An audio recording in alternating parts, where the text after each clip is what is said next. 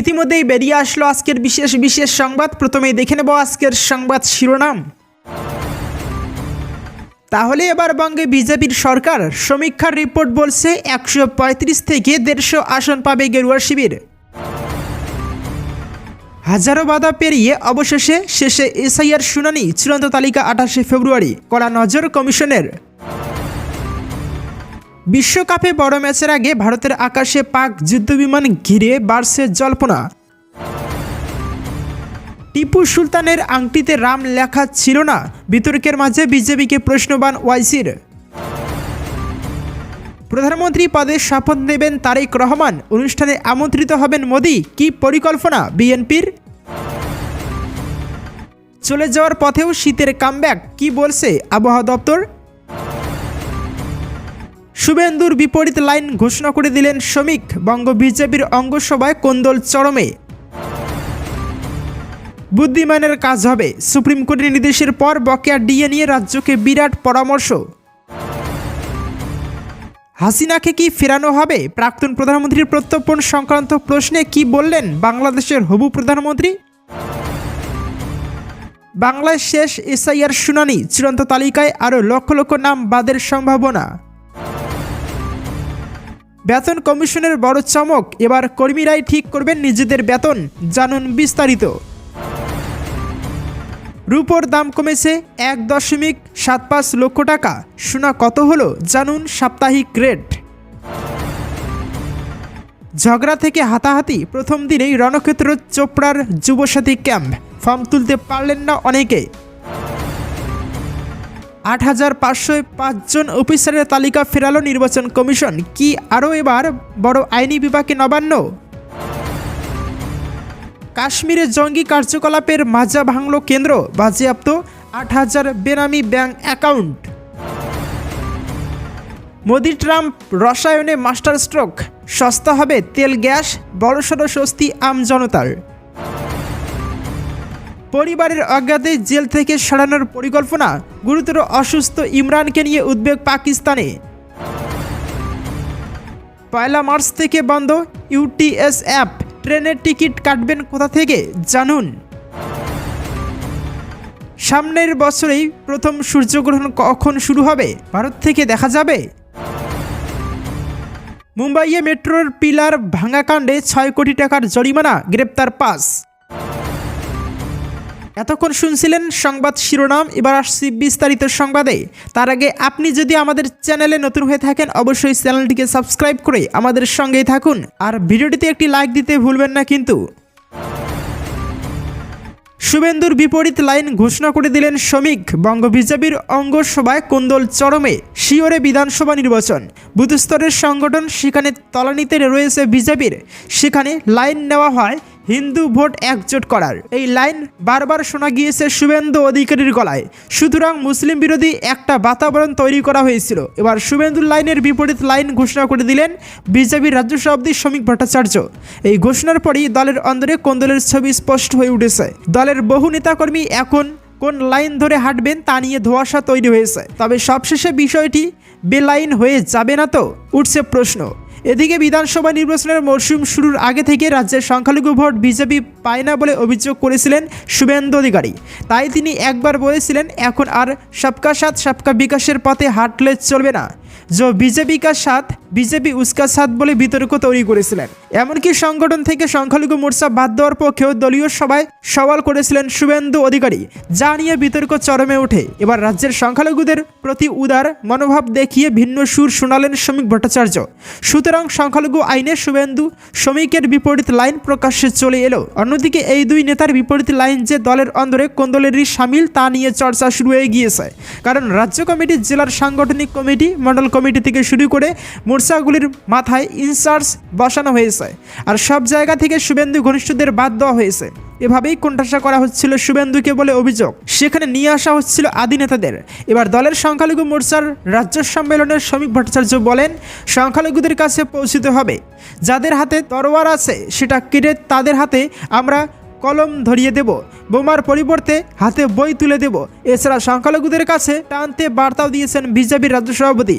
আবার সংখ্যালঘু ভোট যাতে সিপিএম এবং হুমায়ুন কবিরের দল না পায় সেই চেষ্টাও করেছেন। তাই তো শ্রমিকের বক্তব্য, বিজেপি নীতিগতভাবে সংখ্যাগুরু বিভাজন মানে না, কিন্তু মুসলমানদের বিরুদ্ধে বিজেপি যুদ্ধ ঘোষণা করেছে বলে বিভ্রান্তি তৈরির চেষ্টা চলছে। বাবরি মসজিদ তৈরির চেষ্টা হুমায়ুনের, আর মসজিদ তৈরির পিছনে সিপিএম পার্টির মধ্যে সেলিমও আছেন। ধর্ম না মানা পার্টির নেতা এখানে যিনি বিজেপিকে আক্রমণ করছেন, তিনি আবার রাতের বেলা হুমায়ুনের সঙ্গে গোপনে বৈঠক করছেন। এবার আসছি পরবর্তী সংবাদে। হাসিনাকে কি ফেরানো হবে? প্রাক্তন প্রধানমন্ত্রীর প্রত্যর্পণ সংক্রান্ত প্রশ্নে কি বললেন বাংলাদেশের হবু প্রধানমন্ত্রী? 2024 সালের 5ই আগস্ট গণ-অভ্যুত্থানের চাপে প্রধানমন্ত্রী হাসিনা চলে এসেছিলেন ভারতে। তাকে ভারত থেকে বাংলাদেশে ফেরানোর ব্যাপারে কি ভাবছেন তারেক রহমান? নির্বাচনের জয়ের পর শনিবার সাংবাদিক বৈঠক করেন বিএনপি প্রধান তারেক। অনেক প্রশ্নের মধ্যে তার কাছে ধেয়ে আসে বাংলাদেশের প্রাক্তন প্রধানমন্ত্রী শেখ হাসিনার প্রত্যর্পণের বিষয়টিও। সেই প্রশ্নের উত্তরে নিজের অবস্থানের কথা স্পষ্ট করলেন বাংলাদেশের পরবর্তী প্রধানমন্ত্রী। শুধু হাসিনা নয়, শনিবারের সাংবাদিক বৈঠকে ভারত বাংলাদেশ সম্পর্কেও প্রসঙ্গ উঠে। পাশাপাশি পাকিস্তান, চীনের মতো অন্য দেশগুলির সঙ্গে বাংলাদেশের সম্পর্ক কী হবে, কোন নীতি চলবে তার সরকার, এমন নানা প্রশ্ন করা হয়েছিল তারেককে। সেই সব প্রশ্নের উত্তরে বিএনপি প্রধান জানান, সব কিছু নির্ভর করবে বাংলাদেশ এবং বাংলাদেশিদের স্বার্থের উপর। হাসিনার প্রত্যর্পণের বিষয়টি আইনি প্রক্রিয়ার উপর নির্ভর করছে বলে জানান তারেক। 2024 সালের 5ই আগস্ট গণ-অভ্যুত্থানের চাপে প্রধানমন্ত্রী হাসিনা চলে আসেন ভারতে। একাধিকবার মোহাম্মদ ইউনূসের নেতৃত্বাধীন বাংলাদেশের অন্তর্বর্তী সরকার হাসিনার প্রত্যর্পণ চেয়ে ভারতীয় বিদেশ মন্ত্রককে চিঠি দিয়েছে, কিন্তু নয়াদিল্লি এখনও জবাব দেয়নি। জুলাই গণহত্যার মামলায় বাংলাদেশের আদালতে হাসিনা দোষী সাব্যস্ত হয়েছেন, তাকে মৃত্যুদণ্ড দেওয়া হয়েছে। তবে তাকে ভারত থেকে বাংলাদেশে ফেরানোর জট এখনও অব্যাহত। সেই আবহেই বাংলাদেশে নির্বাচন হয়। 2/3 ভোটে জিতে সরকার গঠন করতে চলেছে বিএনপি। হাসিনার প্রত্যর্পণ নিয়ে কি পরিকল্পনা হবে বাংলাদেশের পরবর্তী সরকারের? তারেক রহমান বলেন, এটি আইনি প্রক্রিয়ার উপর নির্ভর করছে। শুক্রবার বাংলাদেশের ভোটের ফল স্পষ্ট হওয়ার পর হাসিনার প্রত্যর্পণ নিয়ে মুখ খুলেছিলেন বিএনপির বর্ষীয়ান নেতা সালাউদ্দিন আহমেদ। তিনি জানিয়েছিলেন, হাসিনার প্রত্যর্পণের বিষয়টি ভারত এবং বাংলাদেশের বিদেশ মন্ত্রকের সিদ্ধান্তের উপর নির্ভরশীল। আইন মেনেই যা করার তা করা হবে। অনেকটা একই সুরে শোনা গেল তারেকের কণ্ঠেও। বাংলাদেশের এই ভোটে আওয়ামী লীগ লড়াই করেনি, নির্বাচনে হাসিনার দল নিষিদ্ধ ছিল। শনিবার নতুন বাংলাদেশ গড়ার কথা বলে সব রাজনৈতিক দলকে ঐক্যবদ্ধ হওয়ার বার্তা দেন তারেক রহমান। তবে তিনি আওয়ামী লীগের কথা উল্লেখ করেননি। তার কথায়, এই জয় বাংলাদেশের, এই জয় গণতন্ত্রের, আজ থেকে আমরা স্বাধীন। তিনি এও বলেন, দুর্নীতি সরিয়ে আইনশৃঙ্খলা নিয়ন্ত্রণের মাধ্যমে বাংলাদেশকে একটি নিরাপদ এবং মানবিক দেশ হিসেবে গড়ে তুলতে সকলকে নিজ নিজ অবস্থান থেকে ভূমিকা পালন করতে হবে। তারেক রহমান মনে করেন, গণতান্ত্রিক দেশে রাজনৈতিক দলগুলি অত্যন্ত গুরুত্বপূর্ণ।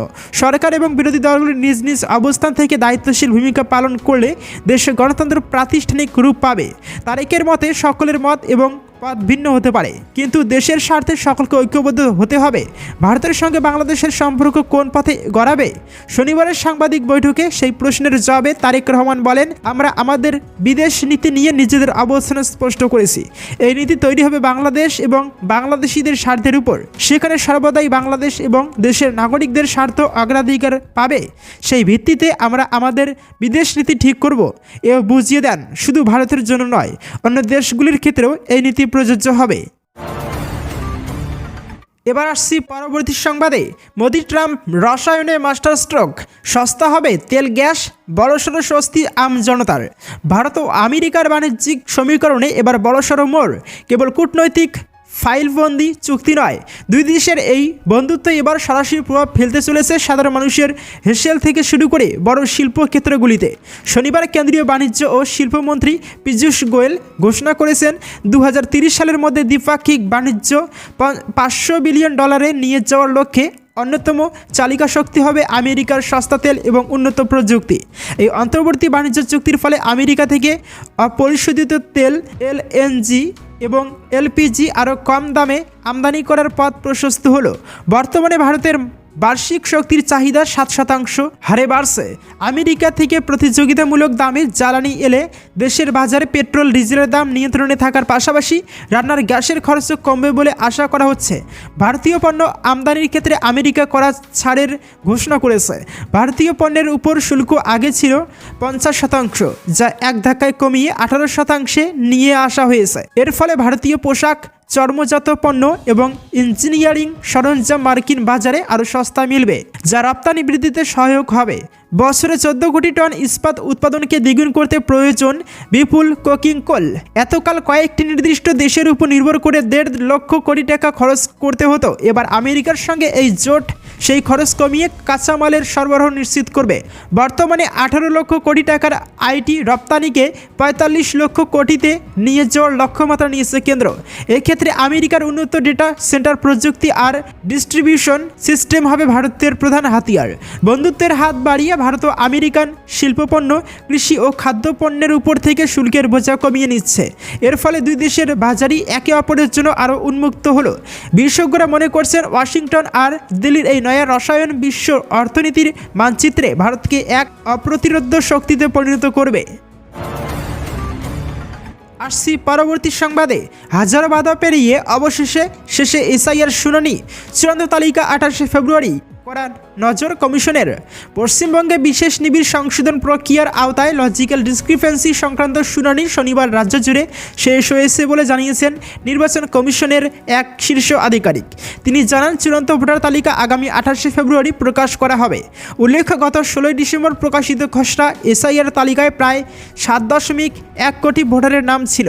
সেই তালিকা থেকে প্রায় 58 লক্ষ নাম বাদ দেওয়া হয়, যার মধ্যে মৃত, স্থানান্তরিত বা ডুপ্লিকেট হিসেবে চিহ্নিত করা হয়েছে ভোটারের নাম।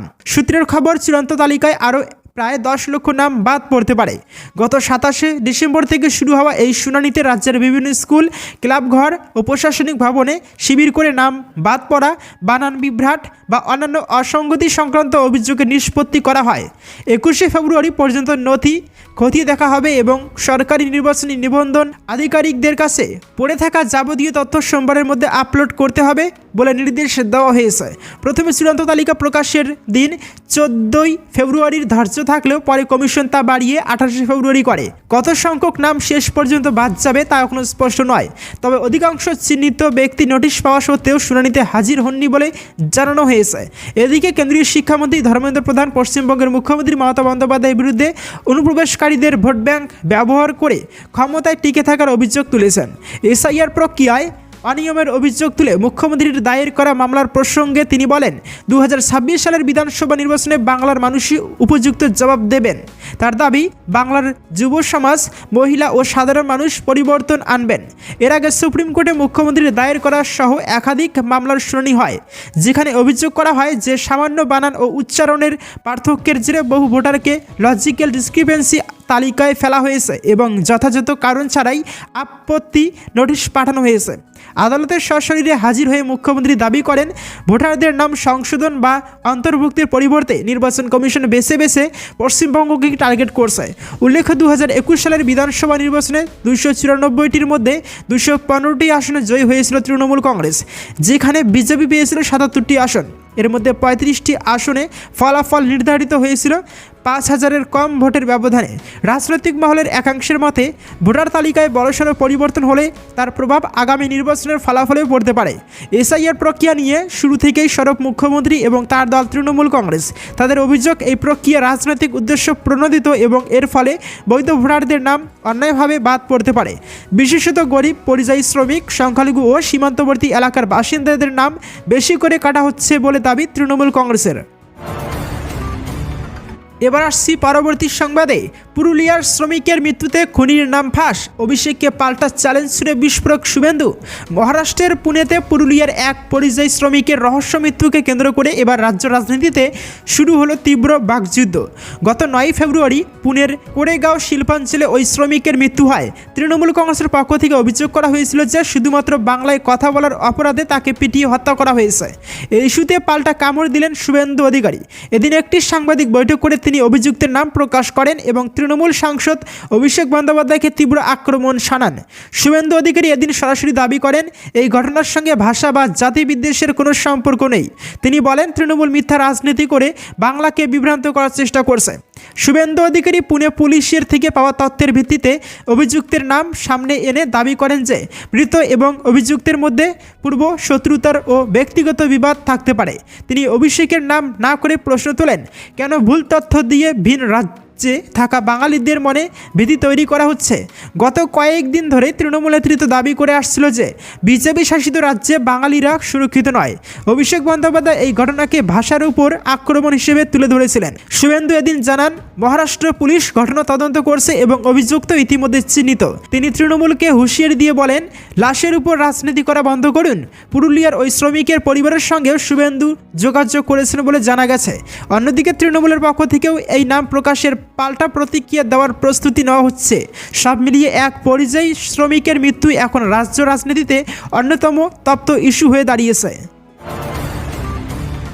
এবার আসছি পরবর্তী সংবাদে।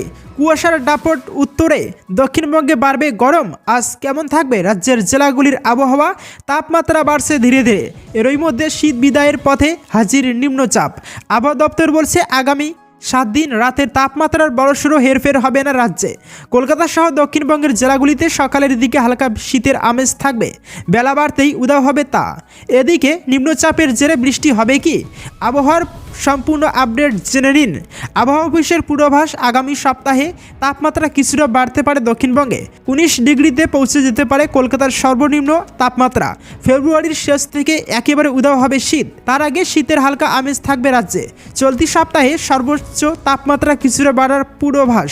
দক্ষিণবঙ্গের জেলাগুলিতে দিনের তাপমাত্রা 29 থেকে 32 ডিগ্রির মধ্যে থাকতে পারে। সর্বনিম্ন তাপমাত্রা থাকতে পারে 13 থেকে 17 ডিগ্রির মধ্যে। হাওয়া অফিস বলছে, হঠাৎ করে শীত কমছে পশ্চিম ঝঞ্ঝার কারণে। উত্তর পশ্চিমের পার্বত্য অঞ্চলে একটি পশ্চিমী ঝঞ্ঝা সক্রিয়, যা ধীরে ধীরে সরছে। আবার আরও একটি পশ্চিমী ঝঞ্ঝা ঢুকেছে শুক্রবার। আরও একটি ঝঞ্ঝা ঢুকবে এদিন। আপাতত 7 দিন রাজ্যে শুষ্ক থাকবে আবহাওয়া। সাগরে নিম্নচাপ ফুসতে থাকলেও ঝড় বৃষ্টি হবে না কোথাও। দক্ষিণবঙ্গের কলকাতা, হুগলি, উত্তর 24 পরগনা, দক্ষিণ 24 পরগনা, পূর্ব মেদিনীপুর, পশ্চিম মেদিনীপুর, ঝাড়গ্রাম, পুরুলিয়া, বাঁকুড়া, পূর্ব বর্ধমান, পশ্চিম বর্ধমান, বীরভূম, মুর্শিদাবাদ ও নদিয়া সব জেলারই কোথাও কোথাও সকালের দিকে কুয়াশা থাকতে পারে, তবে বেলা বাড়তে তা সরে যাবে। উত্তরবঙ্গের শীতের আমেজ বজায় রয়েছে। দার্জিলিংয়ে তাপমাত্রা 5 থেকে 6 ডিগ্রির আশেপাশে ঘোরাঘুরি করছে। সমতলের একাধিক জায়গারও তাপমাত্রা স্বাভাবিকের নিচে। আপাতত তাপমাত্রার বড়সড় হেরফেরের সম্ভাবনা নেই। বজায় থাকবে কুয়াশার দাপট। দার্জিলিং, জলপাইগুড়ি, কোচবিহার ও উত্তর দিনাজপুর জেলার কিছু অংশে কুয়াশার অধিক দাপটের সম্ভাবনা। এবার আসছি পরবর্তী সংবাদে। প্রধানমন্ত্রী পদে শপথ নেবেন তারেক। অনুষ্ঠানে আমন্ত্রিত হবেন মোদি। কি পরিকল্পনা বিএনপির? বাংলাদেশের সদ্য জয়ী দল বাংলাদেশ জাতীয়তাবাদী দল তাদের সম্ভাব্য সরকার গঠনের আগে কূটনৈতিক মহলে নতুন জল্পনার জন্ম দিল। দলের বিদেশ বিষয়ক উপদেষ্টা হুমায়ুন কবির এক আন্তর্জাতিক সংবাদ মাধ্যমকে জানিয়েছেন, হবু প্রধানমন্ত্রী তারেক রহমান এর শপথ গ্রহণ অনুষ্ঠানে ভারতের প্রধানমন্ত্রী নরেন্দ্র মোদীকে অতিথি হিসেবে আমন্ত্রণ জানানোর কথা ভাবা হচ্ছে। দক্ষিণ এশিয়ার ভূ রাজনৈতিক প্রেক্ষাপটে এই সম্ভাবনা তাৎপর্যপূর্ণ বলেই মনে করছেন কূটনৈতিক বিশ্লেষকেরা। প্রাথমিকভাবে এদিন শপথ পাঠের কথা থাকলেও প্রশাসনিক ও সাংবিধানিক কারণে তা কয়েকদিন পিছিয়ে গিয়েছে। বর্তমানে বাংলাদেশে কার্যকর সংসদ না থাকায় স্পিকার বা ডেপুটি স্পিকার কেউই দায়িত্বে নেই। ফলে নিয়ম অনুযায়ী প্রধান নির্বাচন কমিশনারের সামনেই শপথ নিতে হবে। গ্যাজেট প্রকাশের পর 3 দিন অপেক্ষার বিধান রয়েছে।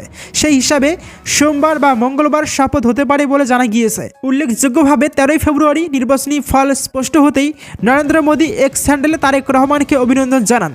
সূত্রের দাবি, দুই নেতার মধ্যে ফোনালাপও হয়েছে। এর আগে খালেদা জিয়ার শেষকৃত্যেও ভারতের প্রতিনিধি হিসাবে উপস্থিত ছিলেন বিদেশ মন্ত্রী এস জয়শঙ্কর। তিনি তারেক রহমানের হাতে মোদির লেখা একটি চিঠিও তুলে দেন। সেই থেকেই দুই দেশের সম্পর্কের সম্ভাব্য নতুন সমীকরণ নিয়ে আলোচনা শুরু হয়েছে।